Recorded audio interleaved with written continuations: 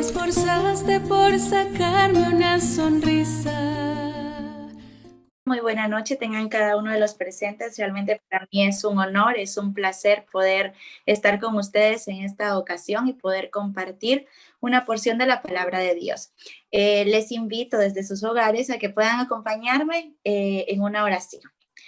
Amado Padre Celestial, que moras en las alturas de los cielos, infinitas gracias te damos por la vida, por la salud, porque nuevamente nos permites abrir tu palabra y poder escudriñarla para poder aprender cuál es la voluntad que tú tienes para cada uno de nosotros. Rogamos, Padre, que tu Santo Espíritu pueda guiarnos para que podamos comprender y para que pueda explicar de la mejor manera este tema y que todos podamos compartir con nuestros amigos lo que el día de hoy aprendamos. En Cristo Jesús te hemos pedido todo esto. Amén. Bien, mis estimados amigos, creo que hemos ido avanzando en el estudio de la palabra de Dios, hemos aprendido juntos. Iniciamos este estudio con el tema leyes en la Biblia. Nosotros pudimos abarcar diferentes clasificaciones. Yo les había mencionado 4 clasificaciones en específico. Algunos mencionan otras más, sin embargo, yo considero que esas otras pueden incluirse dentro de las que yo les he mencionado. Resumiendo, había mencionado las leyes sanitarias, las leyes jurídicas, las leyes ceremoniales y actualmente estamos estudiando la ley de Dios. Pudimos especificar cuál es el objeto de cada una de estas leyes, lo cual es muy importante. ¿Por qué? Porque de esta forma, cuando ustedes abran las Sagradas Escrituras, ustedes van a poder determinar ante qué tipo de ley se encuentran y van a poder saber si esta ley se encuentra aún vigente o ya ha sido derogada. Mencionábamos que el objeto de las leyes sanitarias era preservar la salud del ser humano. Mencionamos también que las leyes jurídicas tenían como objeto primordial regular la conducta del ser humano dentro de la sociedad. Respecto a las leyes ceremoniales, mencionamos que comprendían una serie de ritos, una serie de ceremonias que identificaban al creyente con Dios y prefiguraban todo un plan de salvación. Y bueno, la semana pasada hablábamos de la ley de Dios y yo les mencionaba que esta rige la relación entre el ser humano y Dios y entre el ser humano con su prójimo. Bueno, fíjense que también logramos especificar porque ha existido siempre una confusión de conceptos y yo les dejaba en claro cuál era la diferencia entre el concepto salvación, entre el concepto de pecado y entre el concepto de ley. Y sí me gustaría que lo tuviesen muy presente para evitar confusiones al momento de leer la Biblia o que no se fueran a confundir porque pues existen muchas corrientes que tienden a mencionar y confundir la vigencia de las leyes, confunden qué leyes han sido derogadas y qué leyes siguen vigentes actualmente. Entonces, ustedes a través de mantener estos conceptos podrían tener un concepto claro en este sentido. Agregado a ello, pues algunos confunden la función que tiene específicamente la ley y eso los lleva a poder interpretarla erróneamente. El día de hoy yo quiero iniciar, antes de poder abordar la ley de Dios ya específicamente, porque la semana pasada la estuvimos abordando de forma general, yo quiero iniciar con un concepto que a mí me llama mucho la atención y es el relativismo. Respecto a esto, yo les quiero mencionar, fíjense que el relativismo es una corriente en la que nosotros nos vemos inmersos diariamente. Es un concepto que actualmente se ha manejado y es muy aceptado en nuestra sociedad. Ahora, ¿qué postula o qué propugna el relativismo? Yo les voy a leer 2 frases que me llaman la atención para que ustedes se pongan en contexto. La primera nos dice, no existen verdades absolutas, tan solo verdades relativas que dependen. ¿Y de qué dependen? Dice, del punto de vista del observador.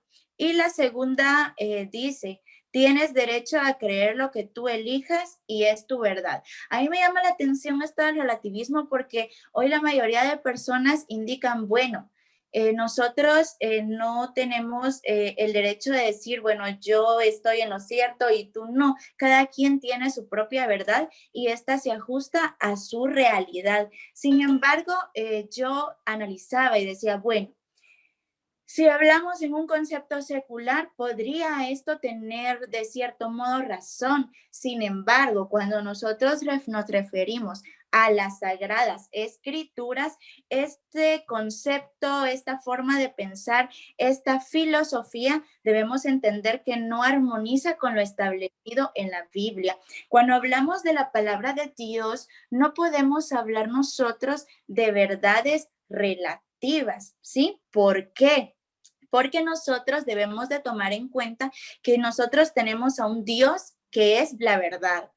Jesús dijo, yo soy la verdad y la vida. Entonces, cuando hablamos de la verdad que tiene Dios es una verdad absoluta, no es una verdad relativa. Y esta verdad impera para todos, trasciende épocas, es una verdad inmutable, es una verdad que no cambia como nuestro mismo Dios, quien nosotros vimos la semana pasada, que en él no hay mudanza ni variación. Así que yo quiero que ustedes tengan muy claro este concepto y que no se dejen absorber por filosofías o por corrientes que tienden a confundir. Cuando se habla de la palabra de Dios, no existe nada relativo, existe una sola verdad y esta verdad es absoluta. Y si tenemos una verdad absoluta, quiere decir de que Dios en su palabra dejó establecido lineamientos, dejó establecidas ciertas pautas, ciertas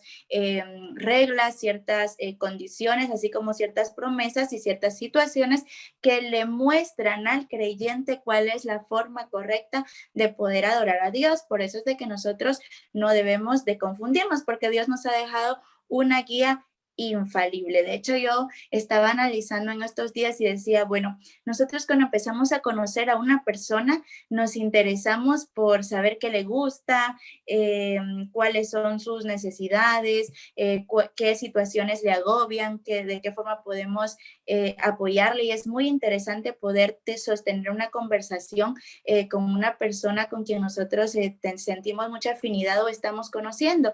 Bueno, decía yo, realmente ahora conocer al Dios, al Supremo, a nuestro Hacedor, debería de ser una delicia, ¿verdad? Y lo mejor es de que todo Él lo ha dejado escrito en las Sagradas Escrituras, así que lo único que nosotros tenemos que hacer es pedir la orientación del Espíritu Santo y sobre todo escudriñarlas. Así que ese era el primer concepto que yo quería que ustedes tuvieran muy en claro.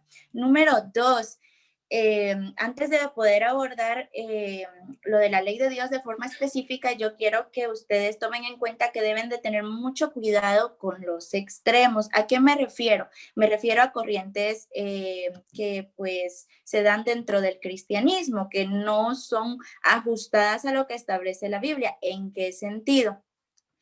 Existen hoy dos corrientes que son muy conocidas. La primera se ha identificado bajo el eslogan "una vez salvo, siempre salvo", y la segunda, el legalismo. Ahora, ¿por qué tenemos que tener cuidado con estas dos corrientes? ¿Cuál es el peligro que existe en relación a estas? Si hablamos de la primera, "una vez salvo, siempre salvo", nos habla de una gracia barata. ¿Qué quiere decir? Usted hoy acepta a Jesús como su Salvador, ya es salvo. No importa lo que usted haga, no importa cómo usted viva, usted un día lo aceptó y desde que lo aceptó, usted es salvo. Ya no importa qué pase con usted. Es una corriente un tanto liberal. Y la otra, que es el legalismo, se va al otro extremo. El legalismo estipula que el cristiano debe de regirse por solamente que estas reglas y que estas normas son las que constituyen el medio de salvación. Entonces, si ustedes se dan cuenta con lo que yo les he explicado anteriormente, estos dos conceptos están totalmente errados y se van hacia dos grandes extremos. Bíblicamente vamos a escudriñar algunos textos bíblicos. Leamos por un lado. Efesios 2, 8 al 9 nos dice, porque por gracia sois salvos por medio de la fe, y esto no de vosotros, pues es don de Dios, no por obras para que nadie se gloríe. Todos somos como suciedad, todos nuestros actos como actos de justicia, como trapo inmundo. Entonces, para quienes no habían estado en anteriores programas, yo les quiero referir y recordar para quienes sí han estado que la salvación es únicamente por gracia y que la salvación es una persona y esa persona es Cristo Jesús. Únicamente gracias a Él es que nosotros somos salvos. Ahora nos vamos por el otro lado. Veamos qué nos dice Juan 15, 5. Yo soy la vid, vosotros los pámpanos. El que permanece en mí y yo en él, este lleva mucho fruto, porque sin mí nada podéis hacer. Leamos el siguiente texto. Vamos a leer los tres que están en pantalla del lado derecho y luego yo les voy a explicar. Luego dice, así que, amados míos, tal como siempre habéis obedecido, no solo en mi presencia, sino ahora mucho más en mi ausencia. Ocupaos en vuestra salvación con temor y temblor. Y terminamos con Primera de Pedro 2, 13 al 15, que establece, por eso, ceñid vuestra mente, sed sobrios y fijad vuestra esperanza por completo en la gracia que os será dada cuando Jesucristo se manifieste. Como hijos obedientes, no os conforméis a los malos deseos que teníais cuando vivías en la ignorancia. Antes, como aquel que os llamó es santo, sed también vosotros santos en toda vuestra manera de vivir o en toda vuestra conducta. Vean, aquí lo que refiere es que tenemos que tener equilibrio, ¿sí? Ni irnos para este lado, ni irnos para este lado, ni confundir los conceptos, ¿sí? Yo les explicaba anteriormente que un cristiano, una persona que acepta a Jesús en su vida, lo acepta como su Salvador, tiene una nueva forma de ver las cosas, está llamado y esta nueva vida únicamente podemos tenerla tomados de la mano de Jesús. Si yo deseo obedecer por mi cuenta sin Jesús, voy a terminar cayendo en legalismo y mi obediencia no va a ser aceptada por Dios. Esa obediencia surge de forma innata cuando Dios a través de su Espíritu Santo transforma mi vida. Y todo esto es un proceso. Es un proceso constante en la vida del cristiano, es un caminar diariamente con Cristo. ¿Sí? Entonces, salvación, obediencia van de la mano, no pueden desligarse. Si desligamos gracia de obediencia, podemos caer tanto en una corriente liberal como en una corriente legalista. La corriente liberal quita la obediencia y nos dice, bueno, puedes vivir como tú quieres. Y eso a la luz de la Biblia no es correcto. Y la corriente del legalismo quita a Cristo y dice, solo por tus obras tú puedes ser salvo. Las dos corrientes son erradas, entonces nosotros debemos de buscar el punto de equilibrio, que es el que yo les he venido mencionando en todas estas ocasiones. Vamos a concluir con un texto, esta idea con un texto muy conocido por ustedes en su primera parte. Muchos obvian la última parte, pero yo creo que este texto nos va a permitir encontrar ese equilibrio y entender de una mejor manera lo que yo les he referido anteriormente. Dice, porque de tal manera amó Dios al mundo, que dio a su Hijo único, para que todo el que crea en él no perezca, sino tenga vida eterna. El que cree en él no es condenado, pero el que no cree ya está condenado porque no creyó en el nombre del único Hijo de Dios. Y esta es la condenación. La luz, o sea, Jesús, vino al mundo y los hombres amaron más las tinieblas que la luz, porque sus obras eran malas. Todo el que obra el mal aborrece la luz, es decir, a Jesús, y no viene a la luz. Pero el que vive de acuerdo a la verdad viene a la luz para que se manifieste que sus obras son hechas según Dios. Entonces se dan cuenta, en este texto ustedes pueden encontrar un punto de equilibrio, salvación gracias a Cristo, mi vida es una vida nueva gracias a Cristo y me comporto de acuerdo a lo que Dios quiere para mi vida y de hecho lo que Dios quiere para mi vida es lo mejor. Un ejemplo que yo puedo colocarles para que ustedes puedan entender esta situación de una mejor manera, vamos a pensar en una persona alcohólica, en una persona que tiene un vicio ya muy bien establecido, que el alcoholismo pues le impidió poder continuar con su familia, perdió su familia, le hizo perder los bienes e hizo que su vida fuese una vida miserable. Pronto conoce a Cristo y se da cuenta de su condición, se da cuenta de que este vicio le ha afectado tanto y ha hecho de su vida una vida miserable. Entonces, bueno, él acepta a Jesús como su Salvador. De pronto su familia ve que esta persona ha conocido a Cristo y desea darle una segunda oportunidad. Y pues bueno, comienzan a establecerse las relaciones, pero de pronto esta persona acepta a Cristo, vuelve con su familia, pero continúa queriendo consumir bebidas alcohólicas en exceso. Entonces, ¿creen ustedes que existe una congruencia? No existe una congruencia. ¿Se dan cuenta? Cristo nos ha salvado de una vida pecaminosa. Entonces, querer volver a lo mismo es como el cerdito que quiere volver a revolcarse en el lodo nuevamente. O sea, ya Dios nos ha limpiado, ya Dios nos da la oportunidad de una nueva vida, nos da una segunda oportunidad. Entonces, en consecuencia, nosotros debemos de vivir a la luz de lo que Dios establece. No podemos seguir siendo las mismas personas de antes. Ahora, respecto a la importancia de la obediencia, les voy a comentar brevemente qué sucedió con el rey Saúl. El rey Saúl fue el primer rey de Israel, cuando Israel estaba como una nación integrada por las 12 tribus. Posteriormente se dividieron, 10 para un lado y 2 para el otro, pero fue el primer rey. El pueblo quiso ser como las demás naciones, quería tener un monarca, quería tener a alguien físico que los dirigiera y despreciaron a Dios, que era quien los había estado conduciendo hasta este momento. Bueno, se instala el rey David y Dios lo escogió, y les quiero decir que el rey Saúl, viene de una de las tribus más pequeñas, de la tribu de Benjamín. Era una persona que pues físicamente era una persona alta, era una persona que pues sí podría imponer autoridad externamente, pero internamente era una persona un poco cohibida.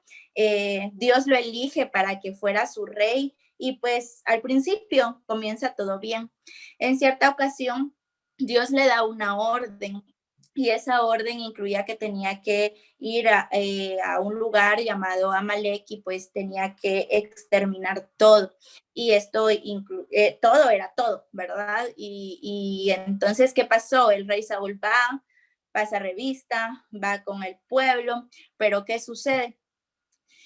Cuando estuvieron ahí, vieron las posesiones, dejaron vivos, dejaron con vida el ganado robusto, y únicamente exterminaron el ganado feo, vil, flaco, y supuestamente pensaron, bueno, este ganado va a ser para ofrendas para Dios, como sacrificio para Dios, y se lo vamos a llevar.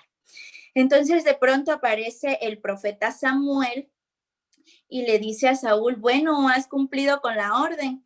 Y el rey Saúl le dice, sí, la he cumplido a cabalidad. De verdad, le dice, ¿y qué es ese sonido de animales que yo estoy escuchando en este momento? Le dice, lo que sucede es que el pueblo quiso traer estos animales para poder hacer un sacrificio para Dios, le dice. Aparentemente existían todo esto buenas intenciones, ¿verdad? Como darle algo a Dios. Sin embargo, la orden era apremiante, todo era todo, exterminar todo. Entonces viene el profeta Samuel y le reprende y le da un mensaje de parte de Dios, y es el que vamos a leer en este momento, que es el que me interesa recalcar. Le dice, pero Samuel replicó, ¿se complace tanto el Señor en holocaustos y en víctimas como en obedecer a su palabra? Obedecer es mejor que los sacrificios y prestar atención mejor que la grasa de los corderos, porque la rebeldía es como pecado de adivinación y la obstinación como ídolos e idolatría. Por cuanto tú desechaste la palabra del Señor, Él te ha desechado para que no seas rey.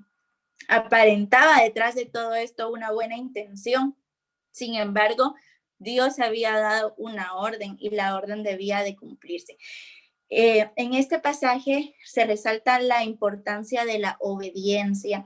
No se trata, cuando hablamos de Dios, muchos dicen, yo leí en la Biblia tal situación, pero a mí me parece que debería de ser así. Y esto no debe de ser de esta forma. ¿Por qué? Porque cuando se trata de Dios, no debemos anteponer nuestros juicios, nuestros gustos, sino se trata de lo que Dios establece. ¿Y quién somos nosotros para poder contradecir a Dios o para poder anteponer nuestros gustos a lo que Dios ha establecido? Para terminar esta parte voy a complementarlo con otros dos pasajes que pues nos hablan o nos refieren esta verdad, que es muy similar a lo que sucedió con el rey Saúl. En Salmos 46 al 8 nos dice el rey David, que fue el rey que le sucedió a Saúl. Dice, sacrificio y presente no quisiste. Has abierto mis oídos, holocausto y expiación no has demandado. Entonces dije, aquí vengo en el rollo del libro, está escrito de mí, Dios mío, me deleito en hacer tu voluntad y tu ley está en medio de mi corazón. ¿Se recuerdan ustedes que de David dice Dios, es un hombre conforme al corazón de Dios? Entonces, ¿qué pasó? David logró entender esa relación de que Dios le había elegido, era un gran privilegio tener de cerca a Dios y él se deleitaba en hacer la voluntad de Dios. Ahora, no es que las ofrendas fueran erróneas o que a Dios le molestaba, porque nosotros vemos dentro del sistema de sacrificios y dentro de las leyes ceremoniales que estaban muy bien establecidas. Sin embargo, ¿qué sucede? Como yo les decía, ante los mandamientos de Dios, mis gustos no van y mis buenas intenciones tampoco cuentan, ¿sí? Ahora dice Jeremías 6, 19 y 20, no escucharon mis palabras y rechazaron mi ley. Vuestros holocaustos no son aceptables, ni vuestros sacrificios me agradan. ¿Qué pasaba con esto? Decía Dios, bueno, es incongruente todo lo que ustedes están haciendo. ¿Por qué? Porque dicen que yo soy su Dios, me desobedecen y después de que me desobedecen viviendo la vida que ustedes quieren, vienen y me presentan ofrendas. Es como si lo vemos en una relación de pareja o en una relación de padre-hijo. Yo como hija soy rebelde a mi padre, no obedezco sus normas, voy a estudiar, pero en vez de ir a estudiar voy a realizar otra serie de cuestiones. Cuando él ve, pues resulta que perdí todas las clases y soy una hija rebelde, obstinada, pero para su cumpleaños, papito, aquí te traigo un regalo, aquí está la camisa. ¿Creen ustedes que él se va a sentir contento con ese regalo? Él preferiría que en lugar de una camisa yo fuera realmente una hija obediente a lo que él está estableciendo. Es lo mismo sucede con Dios. Y no porque él sea un Dios arbitrario, todo lo contrario. Si todo lo que ustedes encuentran en la Biblia es para nuestro beneficio, si nosotros realmente cumpliésemos a cabalidad lo que la Biblia establece, nos evitaríamos muchos problemas. Ustedes vieron las bendiciones y las promesas que Dios hace. Dios lo único que quiere es evitarnos el mal. Cuando un padre establece una restricción en relación a un hijo y le dice, mira, no puedes entrar a casa después de las 8 de la noche. Esa norma no la establece por ser arbitraria. Él está pensando, bueno, vivimos en una sociedad que está contaminada, donde hay mucha delincuencia, que mi hijo esté a esa hora puede ser un tanto peligroso. Entonces piensa en su bienestar, no en ser una persona arbitraria. Lo mismo sucede con Dios. Bueno, yo les había referido este texto la semana pasada, que decía, no todo el que me dice Señor, Señor entrará en el reino de los cielos, sino el que hace la voluntad de mi Padre que está en los cielos. O sea, debe de existir congruencia entre lo que yo creo, entre a quien yo le creo y mi comportamiento, ¿sí? Bueno, ahora sí, la ley de Dios. Yo les hice una diferencia entre la ley de Dios y las otras leyes que estudiamos. Creo que eso quedó bastante claro. Esta ley es una ley muy especial. Les repito que es una ley que identifica claramente a Dios, refleja su carácter y nos dice cómo es Él. Es su ley que se tomó el tiempo de escribirla hasta con su propio dedo.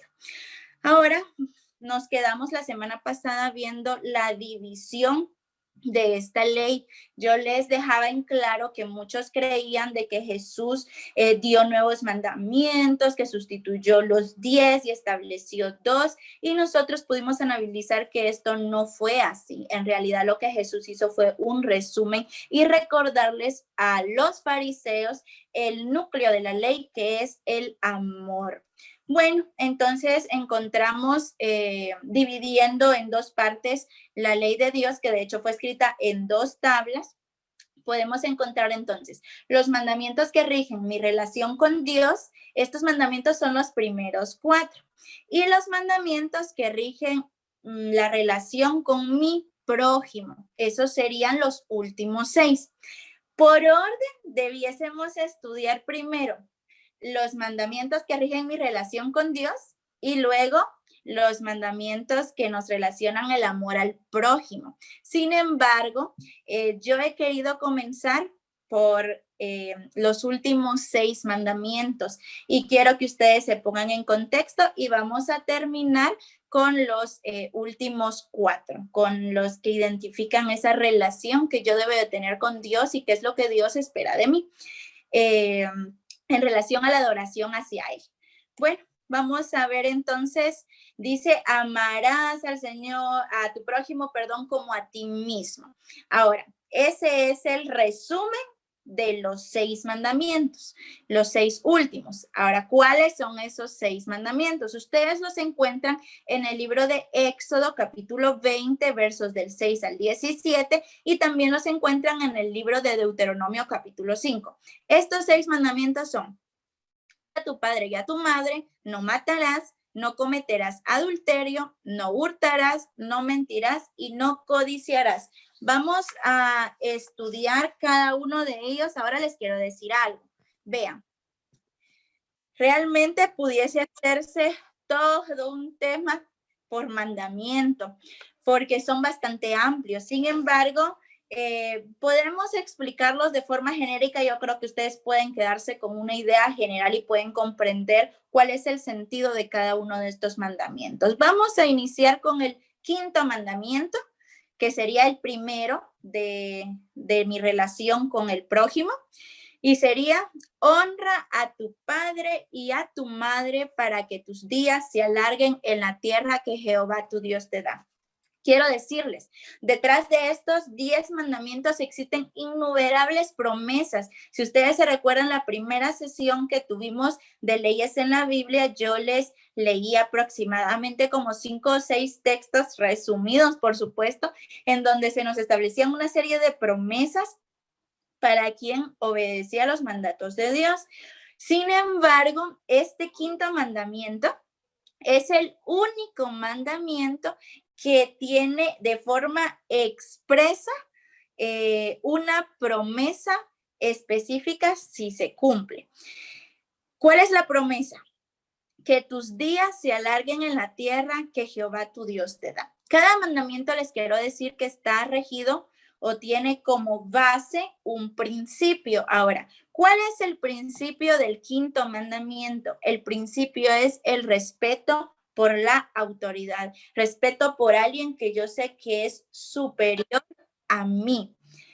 Bueno, vamos a leer algunos textos bíblicos que nos refieren que en la Biblia Dios manda a los hijos a guardar respeto por sus padres. Y luego vamos a ver qué tan abarcante es este mandamiento.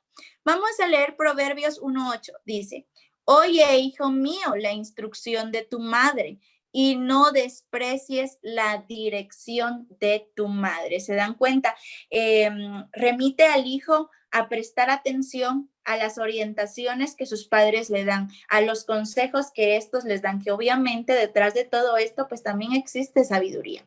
Proverbios 4:1 dice: oíd, hijos, la enseñanza de un padre y estad atentos para que conozcáis cordura.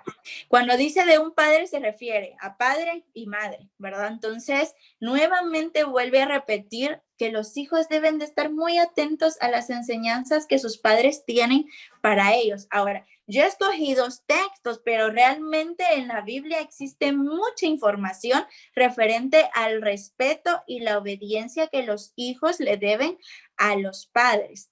Ahora, ¿qué tanto abarca esto? Yo les quiero decir, implica honrar a mis padres, implica respetarlos, ser de cierto modo sumisos a lo que ellos nos indican, ser obedientes a sus mandatos, implica que yo debo de amar a mis padres, debo de ser tierno con mis padres, debo de cuidar a mi padre. Cuando yo crezco, no puedo olvidarme de mi padre, de quienes desde muy pequeña estuvieron ahí instruirme, no puedo olvidarme de ellos. Yo debo de velar porque mi comportamiento cuide la reputación de mis padres. Muchas veces los padres son personas cautelosas, son personas fieles, son personas que pues han hecho de todo para poder construir una buena reputación y poder comportarse adecuadamente. Pero ¿qué pasa a veces con los hijos? Los hijos tienen un comportamiento que termina dejando en mal a sus padres. Entonces, el honrar a mis padres significa que también mi conducta debe ser una conducta que permita a mis padres sentirse orgullosos de mí. Como yo les decía, cuando yo ya soy grande, implica que de cierto modo yo debo de recordarme por mis padres, de mis padres, el hecho de que yo haya crecido, que yo sea una persona independiente, quizás hasta que yo tenga una familia, no implica que me olvide de aquellas personas que desde muy pequeñas estuvieron bajo mi cuidado. Ahora, respecto a los fariseos, yo les decía, los fariseos se habían envuelto en normas, pero no se habían olvidado del sentido de las normas. Ellos solo eran no, no, no, no, no, no.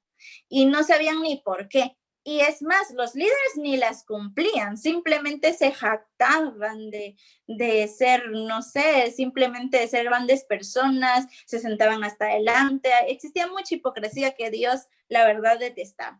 Cuando Jesús viene, Jesús les reprende y vamos a leer el texto y vamos a ubicarnos por qué en relación a este mandamiento.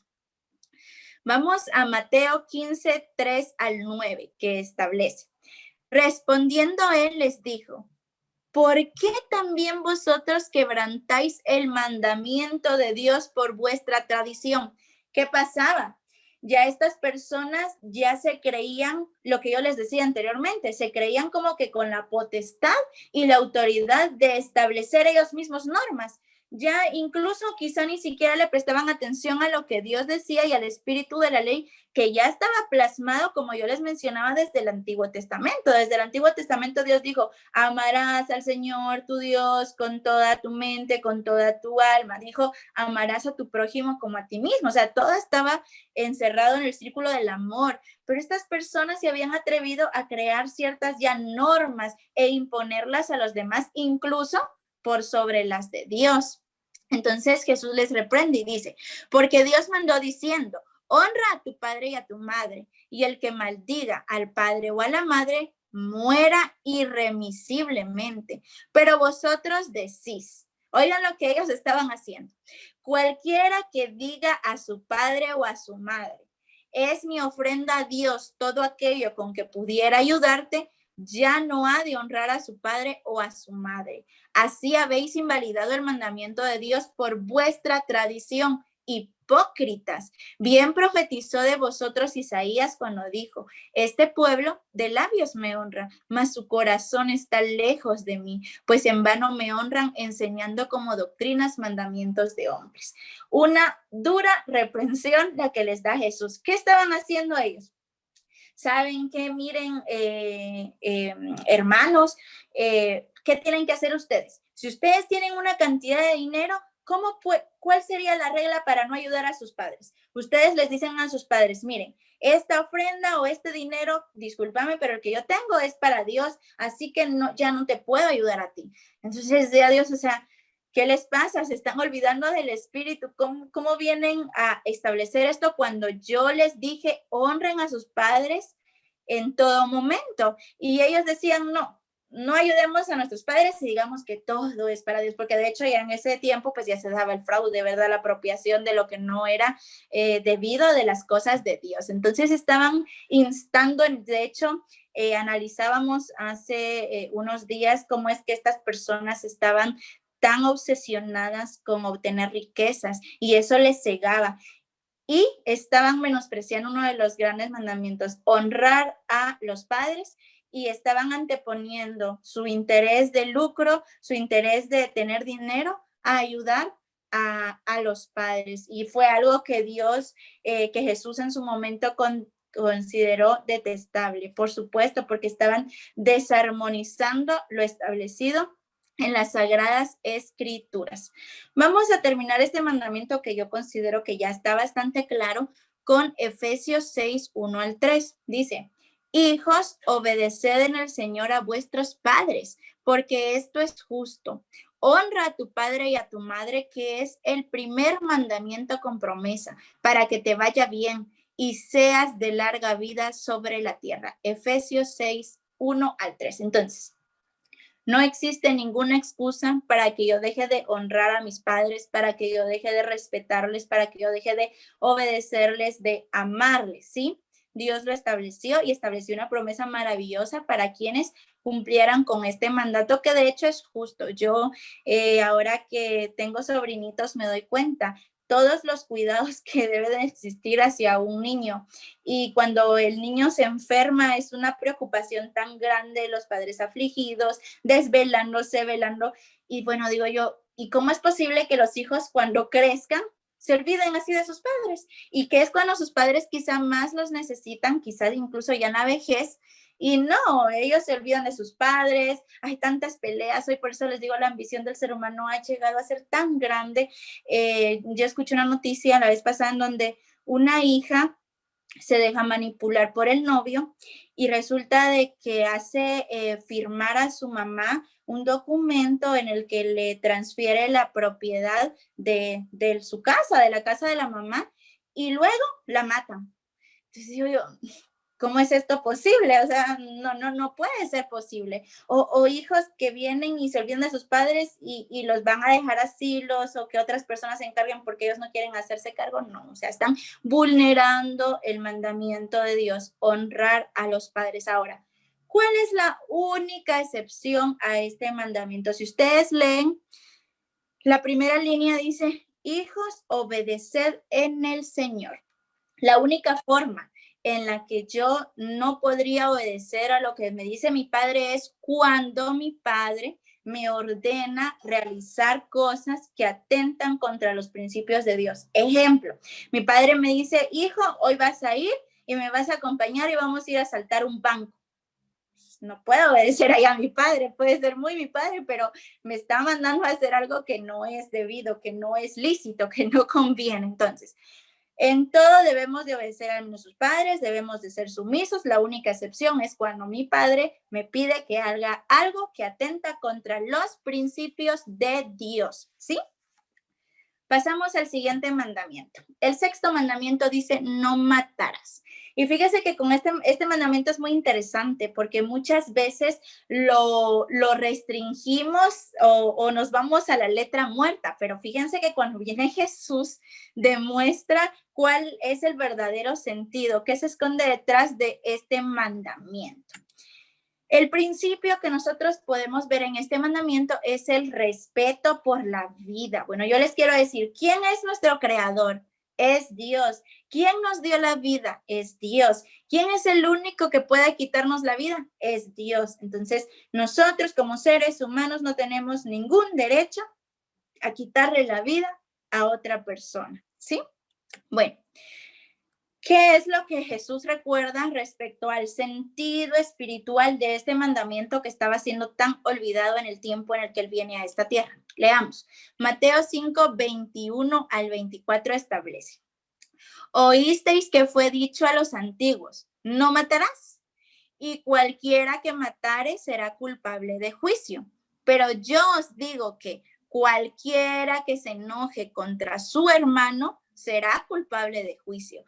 Y cualquiera que diga necio, en algunas versiones dice la palabra imbécil, a su hermano será culpable ante el concilio. Y cualquiera que le diga fatuo quedará expuesto al infierno de fuego. Por tanto, si traes tu ofrenda al altar y allí te acuerdas de que tu hermano tiene algo contra ti, deja allí tu ofrenda delante del altar y anda, reconcíliate primero con tu hermano y entonces ven y presenta tu ofrenda. Como yo les decía, Jesús nos enseña y nos recuerda que hay detrás de todo esto. Muchos se quedan, ay, pues yo no cometo el sexto mandamiento, no matarás. Yo no he matado a ninguna persona, así, pero vivían ofendiendo a su prójimo, vivían tratando mal a su prójimo. Y como decía, lo dijo bien Jesús, ya con eso ya estaban matando a su prójimo. Fíjense que para matar nosotros no necesitamos ejecutar un acto físico y quitarle la vida a la persona y que ya esta fallezca, no. Con mis palabras, con mis acciones, yo puedo llegar a lastimar a una persona y con eso poco a poco hacer que esta persona pierda la vida, ¿sí? Hoy hemos visto a muchas personas que incluso se suicidan y dicen, bueno, es que ya se suicidó, fue su problema, yo no hice nada, así, pero ¿qué hay detrás de todo esto? ¿Me entienden? Entonces, tenemos que tener mucho cuidado. No matarás no incluye el acto físico de decir, ay, bueno, yo tomo una pistola, yo tomo un arma blanca, un cuchillo, y no, no, no. Este mandamiento tiene un trasfondo muy especial. No podemos albergar nosotros hacia nuestro prójimo un espíritu de odio, un espíritu de venganza, no podemos aborrecerlo y como yo les decía, incluso denigrar a las personas o las personas que están en una condición de patrono no pueden imponer una labor tan excesiva hacia sus trabajadores que le perjudiquen en relación a la salud.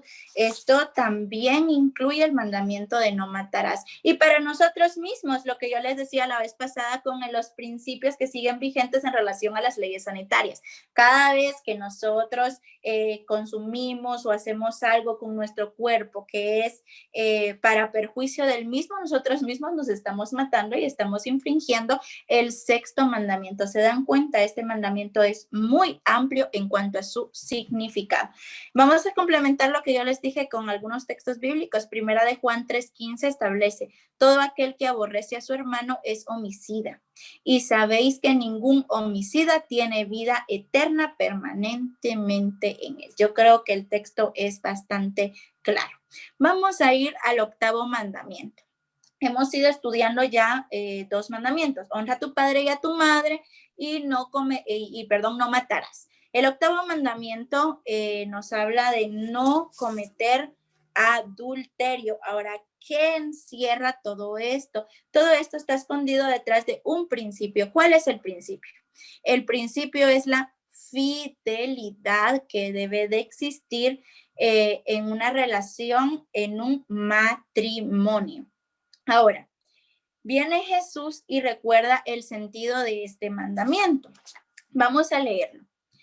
Mateo 5:27 al 32 establece. Oísteis que fue dicho, no cometerás adulterio, pero yo os digo que cualquiera que mira a una mujer para codiciarla, ya adulteró con ella en su corazón. Por tanto, si tu ojo derecho te es ocasión de caer, sácalo y échalo de ti. Pues es mejor que se pierda uno de tus miembros y no que todo tu cuerpo sea echado al infierno.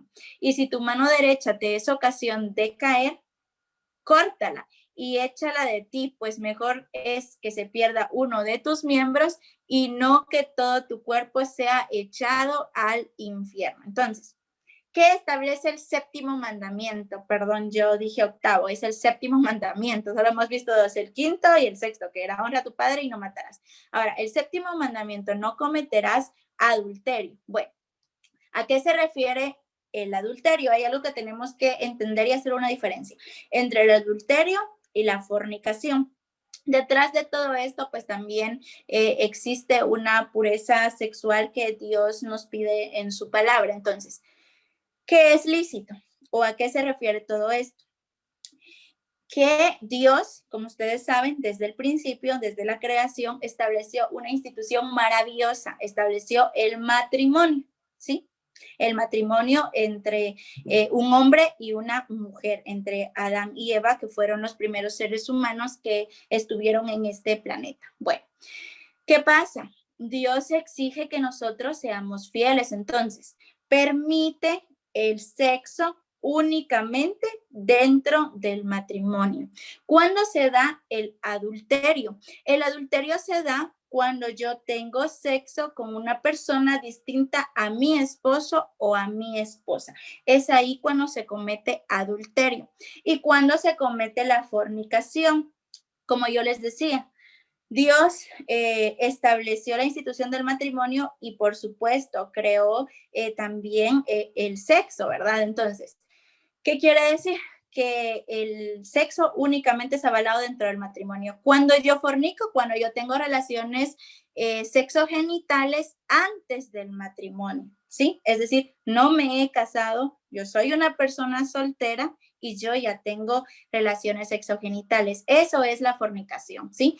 Únicamente son permitidas en la Biblia las relaciones sexogenitales en el marco del matrimonio, ¿sí? Si yo tengo sexo antes del matrimonio, es fornicación. Si yo tengo sexo una persona distinta a mi cónyuge, es adulterio. Ahora veamos qué nos dice respecto a esto algunos textos bíblicos referidos por Pablo, el apóstol Pablo. Dice 1 Corintios 6, 9, 18 y 20. ¿No sabéis que los injustos no heredarán el reino de Dios? No erréis, ni los fornicarios, ni los idólatras, ni los adúlteros, ni los afeminados, ni los que se echan con varones.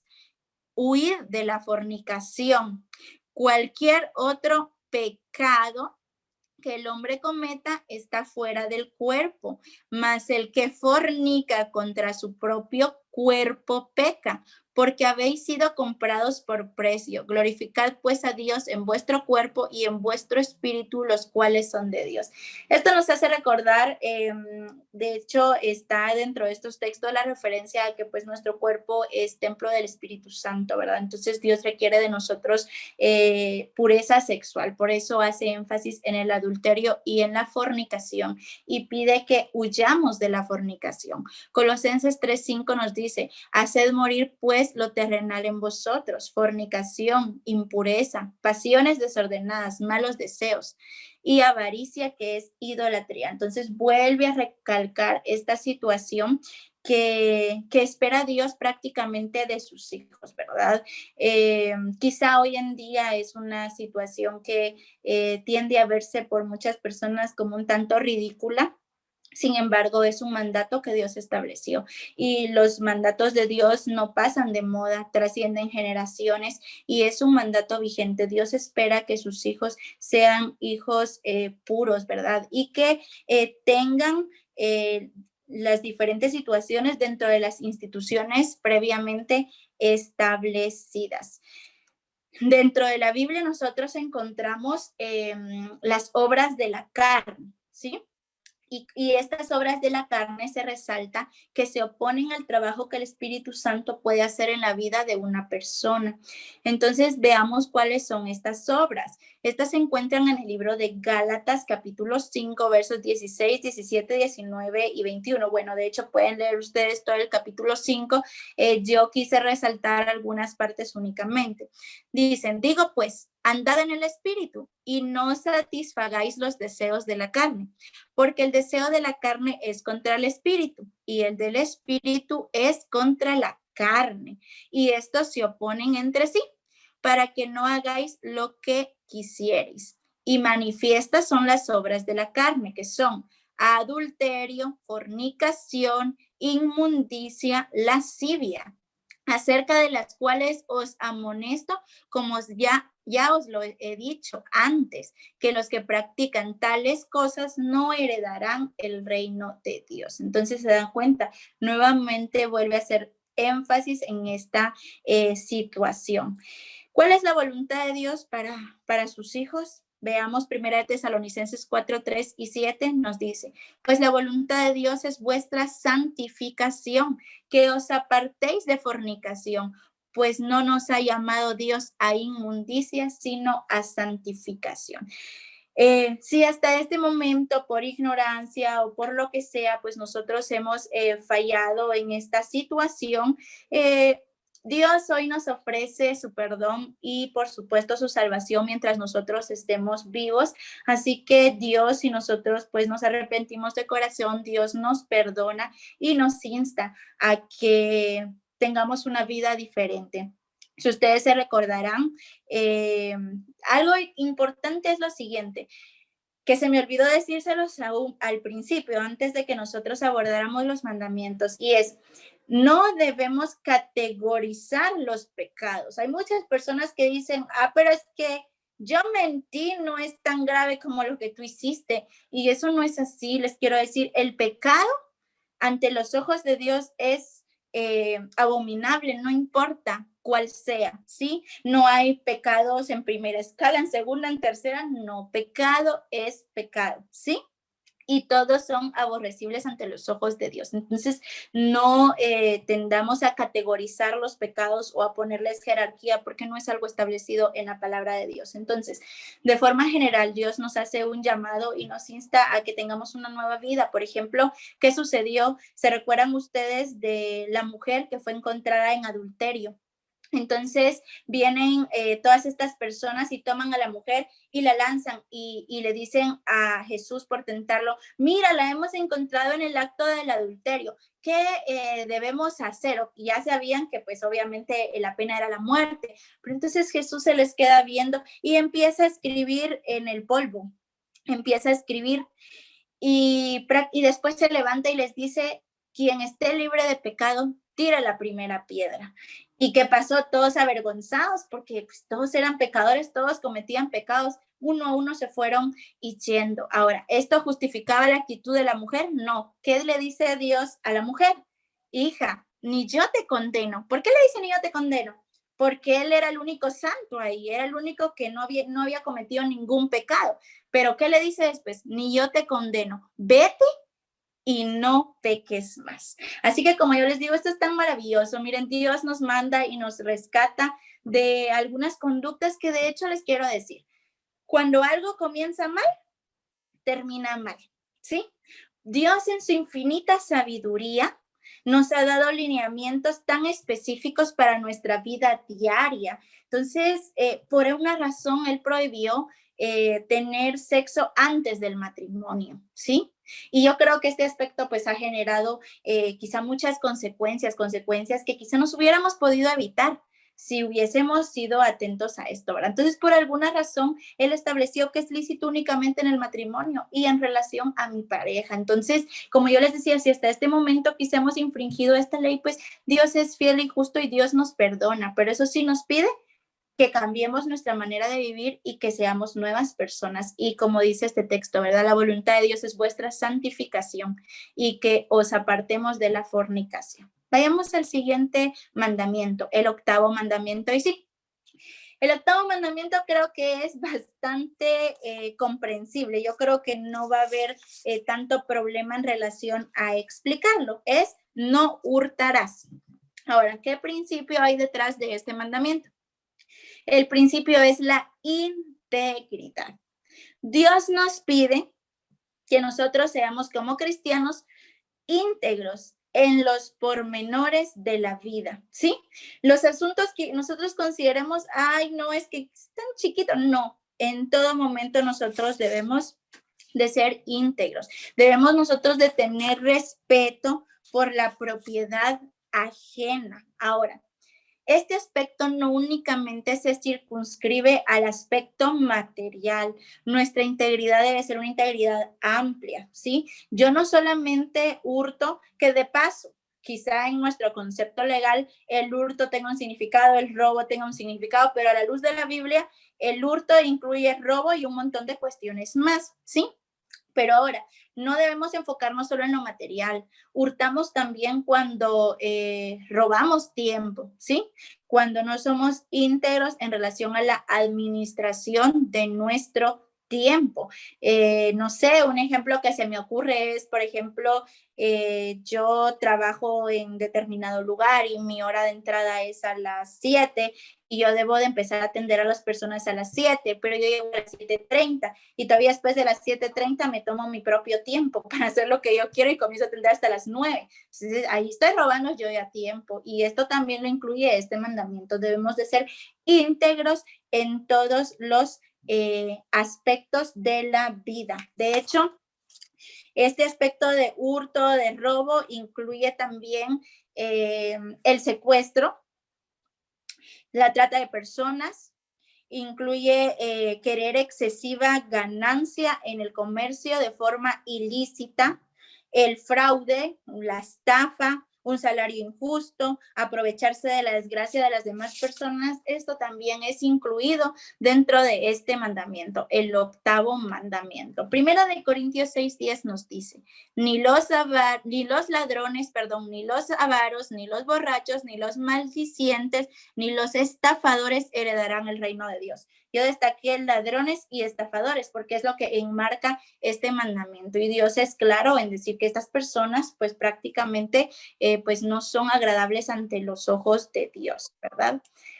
Ahora, ¿qué nos llama Dios a hacer? Hechos 20:35 nos dice, aquí está hablando Pablo y les dice a las personas a las que se refiere, en todo os he enseñado que trabajando así se debe de ayudar a los necesitados y recordar las palabras del Señor Jesús que dijo, más bienaventurado es dar que recibir. En lugar de quitarle a las personas, en lugar de estar tomando cuestiones que no son mías, nosotros debemos de dar, ¿verdad? Más dichosa es la persona que da que aquella que se limita únicamente a recibir. Dios nos insta a ser personas generosas y no personas que se interesen en quitarle algo a los demás o que roben tiempo o que roben un montón de circunstancias, ¿verdad? Vamos a ir al siguiente mandamiento.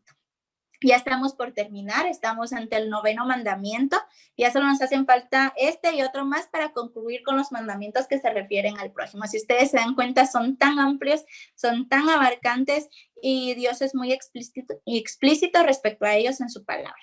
Noveno mandamiento es no hablarás contra tu prójimo falso testimonio. Se resume en no mentirás. Ahora, ¿qué principio hay detrás de todo esto? La veracidad, ¿sí? Ahora, ¿por qué nosotros debemos de ser personas veraces? Recordemos que Dios es verdad, ¿sí? Dice Salmos 31:5, en tu mano encomiendo mi espíritu, tú me has redimido, oh Jehová, que dice Dios de verdad. Jesús les dijo, yo soy el camino, la verdad y la vida. Entonces, Dios es verdad, la verdad es una persona, es Dios. Y cuando Él nos dice, ¿quién habitará con Él? Él responde en Salmos 15:1-3, Señor, ¿quién habitará en tu santuario? ¿Quién residirá en tu santo monte? Y contesta, el que anda en integridad y hace justicia y habla verdad en su corazón, el que no habla mal de nadie ni hace mal a su prójimo. ¿Se dan cuenta? Destaca el hecho de hablar la verdad. Ahora, ¿qué sucede? En la Biblia ustedes van a encontrar infinidad de textos. Yo los resumí muchísimo, pero ustedes van a ver cómo se habla acerca de la lengua, ¿sí? Y cómo es de que nuestros labios pueden ser utilizados para bendecir o para hacer maldición para otras personas. Y Dios pide que tengamos mucho cuidado con lo que nosotros pronunciamos. Dice, guarda tu lengua del mal y tus labios de hablar engaño. Entonces, Dios es un Dios de verdad, entonces exige que sus hijos digan la verdad. Sus hijos no pueden ser mentirosos y de hecho quizá esto es algo como que muy frecuente, ¿verdad? Y a veces como que ya tenemos aquel innato decir y contestar así y no debe de ser así detrás de una mentira. vienen muchas secuelas, ¿sí? Una mentira me lleva a otra, me lleva a otra, me lleva a otra, y terminó acarreando graves consecuencias para mi vida. Un cristiano debe de conducirse con la verdad. Efesios 4:25 nos dice, por lo cual, desechando la mentira, hablad verdad, cada uno con su prójimo, porque somos miembros los unos con los otros. Creo que queda muy claro. Ahora, aquí hay algo bastante severo, porque miren, pues si Dios es verdad, ¿qué pasa con aquellos que dicen mentira? ¿A quién se están aliando o de parte de quién se están poniendo? Juan 8:44 nos dice, vosotros sois de vuestro padre el diablo, y los deseos de vuestro padre queréis hacer. Él ha sido homicida desde el principio y no ha permanecido en la verdad, porque no hay verdad en él. Cuando habla mentira, de suyo habla, porque es mentiroso y padre de mentira. Bueno, es bastante duro. Entonces, ¿qué dice? De este lado está Dios, y Dios, ¿qué dice? Es verdad. Y de este lado está Satanás. Y Satanás, ¿qué dice? Es el padre de mentira. Entonces, cuando nosotros actuamos no honestamente, no siendo sinceros, sino que actuamos hablando mentiras, ¿de parte de quién nos estamos poniendo? ¿Será que de Dios? No, no lo podemos ofender. Dios es un Dios de verdad. Entonces, ¿de parte de quién? De parte de Satanás, el padre de mentira. Entonces tenemos que tener mucho cuidado en relación a este aspecto. ¿Qué nos pide Jesús? Vayamos a Mateo 5:33 al 37. Vamos a leer únicamente el verso 37. Dice, pero sea vuestro hablar sí, sí o no, no, porque lo que es más de esto, de mal procede. Entonces, ¿qué es lo que Dios espera de sus hijos? Miren, hoy incluso muchos tienen que recurrir hasta juramentos, y hasta que no hacen un juramento, como que la otra persona no les cree. Y eso no es correcto, ¿verdad? No debemos estar diciendo, te juro por esto, no. Debemos de ser personas íntegras y que los demás puedan ver en nosotros que somos personas de verdad, que realmente nos identificamos con Dios. No tenemos por qué estar jurando. Nuestra palabra debiera de ser adecuada, o sí o no, pero no estar como que titubeando y teniendo que recurrir a otras cuestiones, ¿verdad? De hecho, por eso es de que hoy tenemos muchas palabras escritas. Anteriormente, los contratos y las diferentes situaciones se daban verbalmente, y la palabra tenía un valor muy grande. Lamentablemente todo esto se fue perdiendo con el paso del tiempo, y hoy todo ha tenido que constar por escrito, y aún por escrito hemos visto que se han dado una serie de anomalías. ¿Por qué? Porque el ser humano ha perdido su identidad, ya no se identifica con Dios, y entonces su conducta pues es contraria a lo que Dios pide. Entonces este mandamiento es bastante amplio también. Miren, no permite los chismes. Los chismes en nada benefician a una persona, más bien perjudican, y muchas veces terminan lastimando a otras personas. De hecho, en muchas ocasiones hemos visto cómo dañan la reputación o la imagen de una persona, y quizás detrás de todo esto existen falsedades, ¿verdad? Entonces tenemos que tener mucho cuidado con este aspecto. Número 2, Dios detesta los labios lisonjeros, dice que no le agradan. Ahora, ¿a qué se refiere la lisonja? ¿A qué se refiere todo esto? ¿Qué pasa? Que detrás de todo esto está escondida la hipocresía. No es lo mismo que yo sienta y le diga a una persona, mire, yo a usted la estimo, yo la respeto, yo, no sé, ¿verdad? Admiro a esta persona y hay verdad en lo que yo estoy diciendo. Pero ¿qué pasa con las personas lisonjeras? Son personas que no sienten lo que están diciendo, y entonces empiezan a alabar a las personas y dicen, mire usted qué agradable, me cae bien, y mire y tal. Y nada de lo que están diciendo lo están sintiendo, y en su corazón únicamente desean obtener algo de esa persona, y por eso se presentan con una apariencia falsa. Entonces Dios dice, yo detesto los labios lisonjeros. Yo ya no lo puse en la presentación porque nos íbamos a ampliar, pero pueden verlo en Salmos 12, 3 y 4, y hay muchos textos más. Entonces eso, detrás de todo esto, ¿qué hay? Hipocresía. Y ya vieron ustedes que Dios no armoniza con la hipocresía, ¿sí?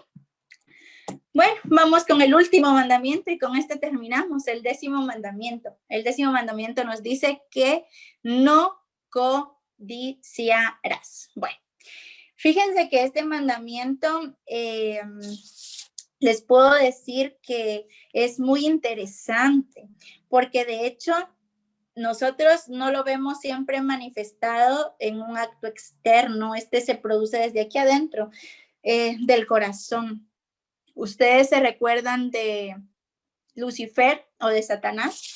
Cuando Eunice les explicó el gran conflicto y el origen del pecado, pues bueno, en Satanás se generó la codicia, ¿sí? Él quiso ser igual que Dios, él quiso estar por encima de Dios, no se conformó con ser alguien especial para Dios, sino quiso adoración, ¿sí?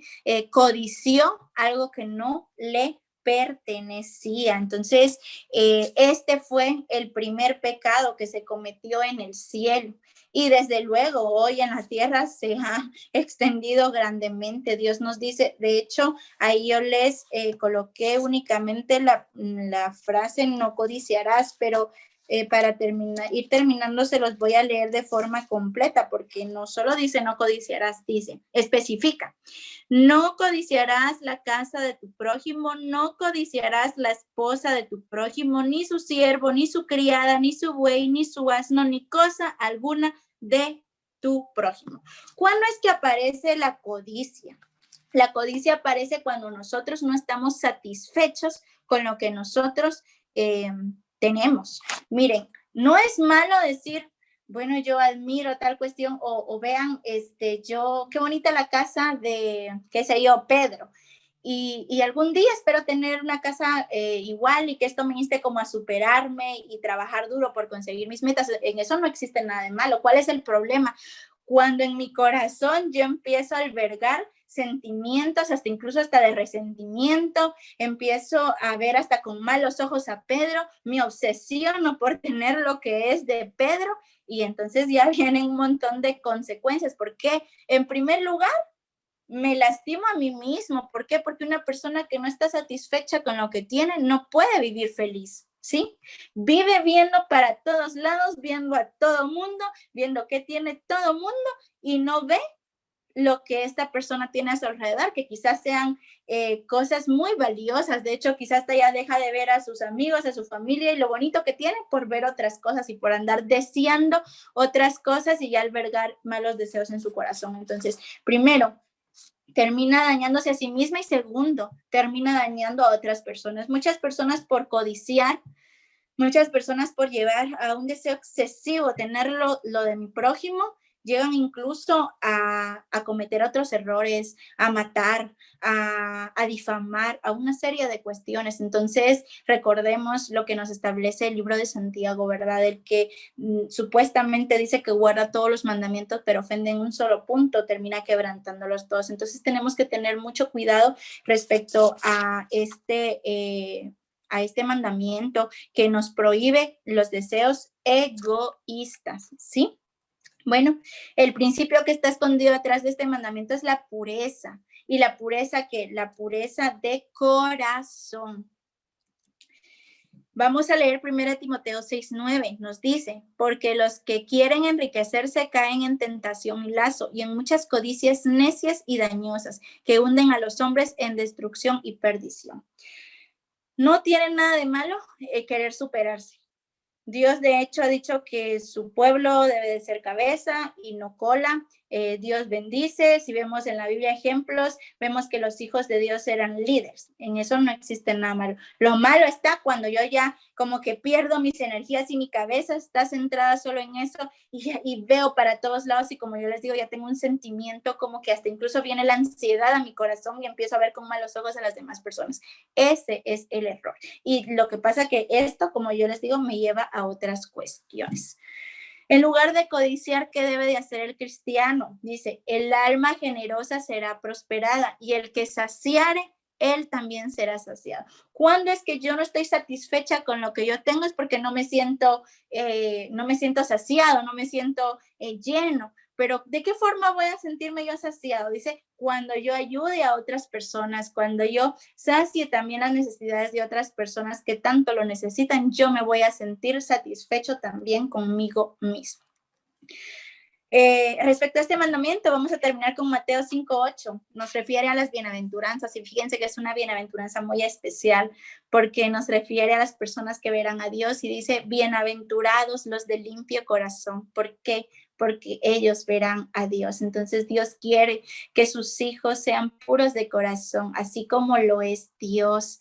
Dios espera que nosotros estemos satisfechos con lo que nosotros tenemos, que nosotros respetemos a nuestro prójimo y en lugar de criticarnos y en lugar de desear el mal hacia mi prójimo, ayudarnos para que todos podamos salir adelante. Bien, con esto terminamos. Amarás a tu prójimo como a ti mismo. El texto de Romanos 13:9 nos dice, porque no cometerás adulterio, no matarás, no hurtarás, no dirás falso testimonio, no codiciarás. Y todo otro mandamiento en esta sentencia se resume, amarás a tu prójimo como a ti mismo. Vamos a hacer nuestra conclusión con este texto bíblico, Filipenses 4:8. Por lo demás, hermanos, todo lo que es verdadero, todo lo honesto, todo lo justo, todo lo puro, todo lo amable, todo lo que es de buen nombre, si hay virtud alguna, si hay algo digno de alabanza, en eso pensad. Cultivemos nuestra mente, acerquémonos a Dios, tengamos una estrecha relación con Dios, contemplemos a aquel que ha hecho tanto por nosotros y de esa manera nosotros vamos a terminar pareciéndonos a esa persona que contemplamos. Y qué mejor que parecernos a Dios. Hemos tenido la imagen de Dios en Jesús, quien se ha manifestado ampliamente y todo consta escrito en las Sagradas Escrituras. Miren, quitarnos esos sentimientos de orgullo, esos sentimientos de egoísmo, es una situación que por nosotros mismos no podemos. ¿A quién debemos acudir? A Dios. Dios promete hacer de nosotros nuevas personas. Dios promete quitarnos este corazón de carne, de este corazón de piedra, perdón, y ponernos un corazón de carne. Dios desea vernos felices, desea vernos realizados y por eso es que ha dado estos lineamientos y nos ha encerrado todo en el círculo del amor porque Dios es amor y ese Dios amoroso espera que sus hijos puedan ser un reflejo de su carácter. Así que con esto terminamos los mandamientos que rigen mi relación con el prójimo, que son del mandamiento 5 al mandamiento 10. Y si Dios nos concede la oportunidad y la vida, la próxima semana estaremos analizando los mandamientos que rigen mi relación con Dios. Desde donde se encuentran, les invito a que puedan inclinar el rostro para que terminemos con una oración. Oh, Padre Celestial, que moras en las alturas de los cielos, santo sea tu nombre en todo momento. Te damos muchas gracias porque nos concedes el don de la vida, porque te has interesado por instruirnos, no nos has dejado en tinieblas. Existe mucha luz respecto a lo que tú deseas para cada uno de nosotros. Quizá en su momento, cuando nosotros leemos esto, pensamos, es una norma muy elevada. Sin embargo, Padre, no hay nada imposible cuando nosotros nos rendimos ante ti. Rogamos que puedas limpiar nuestro corazón y que puedas permitirnos ser semejantes a ti, que cada día nosotros vayamos creciendo en amor y que aprendamos a identificar a las personas que nos rodean como nuestro prójimo y que podamos amarles como tú nos has enseñado en tu palabra. Ruego, Padre, que puedas quedarte con cada uno de los presentes, que puedas guiarles, que puedas acompañarles durante las actividades que tengan que realizar esta semana. En Cristo Jesús te hemos pedido todo esto. Amén.